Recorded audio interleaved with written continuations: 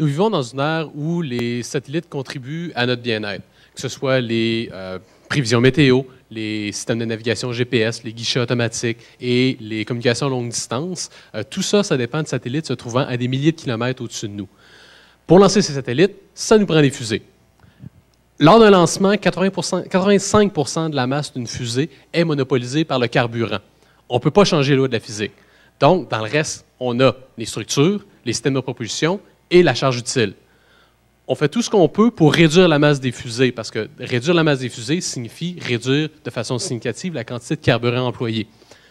Normalement, on va transformer des pièces, assez souvent en fait, des pièces en métaux pour les avoir des pièces en composite. Mais malheureusement, il y a des complications qui viennent avec ça. Les composites ne peuvent pas s'attacher de la même façon que les métaux. Les méthodes développées pour les métaux ne fonctionnent pas pour les composites. Donc, on a un problème. L'industrie aérospatiale développe le soudage résistif, qui est, selon eux, une méthode applicable pour souder des pièces de composite ensemble avec un élément chauffant situé entre les deux pièces à joindre. Malheureusement, dans cette méthode, qui utilise un élément chauffant métallique, on a un élément métallique qui reste contaminé la soudure une fois qu'elle est effectuée. Donc, c'est ici que j'interviens. Dans mon projet, je compte développer un élément chauffant nanocomposite qui va remplacer l'élément chauffant métallique dans le procédé de soudage résistif. Un nanocomposite, c'est un mélange de plastique et de particules de taille nanométrique. C'est à peu près de l'ordre de 10 000 fois plus petit que le diamètre d'un cheveu humain. Donc, dans mon cas, j'utilise des nanotubes de carbone.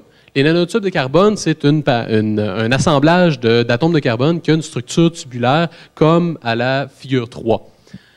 C'est ajouter une minuscule portion de nanotube de carbone dans un plastique permet d'en affecter drastiquement les propriétés. Par exemple, on peut obtenir des plastiques qui conduisent l'électricité.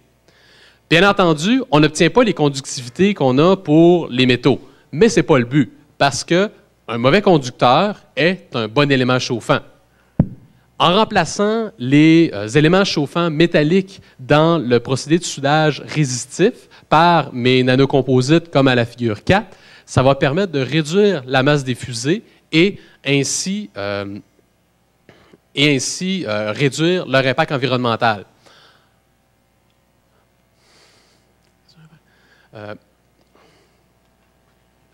Pour chaque tonne qu'on est capable de soustraire à la structure, ça permet de sauver 6 tonnes de carburant. Donc, ça permet, autrement dit, des fusées moins coûteuses et plus vertes. Qui aurait cru qu'utiliser quelque chose d'infiniment petit permettrait un jour d'explorer l'infiniment grand? Merci.